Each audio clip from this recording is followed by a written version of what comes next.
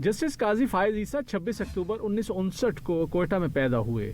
Justice Qazi Faez ईसा पशीन से ताल्लुक रखने वाली तहरीक पाकिस्तान की अहम शख्सियत काजी मोहम्मद ईसा के साहबजादे हैं। वो रियासत कल्लात के वजीर आजम काजी जलालुद्दीन के पोते हैं। जस्टिस काजी फायज ईसा बतौर वकील 27 साल तजुर्बा रखते हैं और Balochistan high court bar association, Sindh high court bar association के रुकन और supreme court bar association of Pakistan के ताहयात रुकन हैं।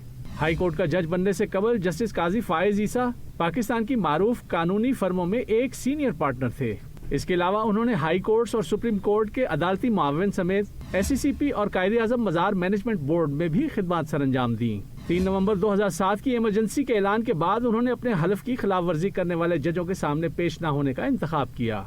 सुप्रीम कोर्ट की जानिब से 3 नवंबर 2007 के इलेक्शन को गैर आईनी करार देने के बाद बलूचिस्तान हाई कोर्ट के उस वक्त के तमाम जजेस ने इस्तीफा दिया।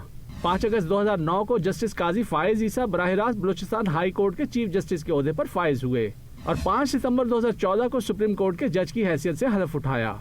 जस्टिस काजी फायज ईसा ने हुदैबिया पेपर मिल्स, तलोर के शिकार और फैजाबाद धरना समेत कई अहम मुकदमात के फैसले किए।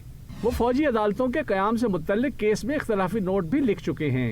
Justice Qazi Faez Isa memo gate commission, Quetta वकला टारगेट किलिंग से मुत्तल्लिक कायम कमीशन और ऑडियो लीक्स इंक्वायरी कमीशन की सरबराही भी कर चुके हैं। तैनाती के बाद इनका दौर 13 माह पर मुश्तमिल होगा और वो 25 अक्टूबर 2024 को ओहदे से रिटायर हो जाएंगे।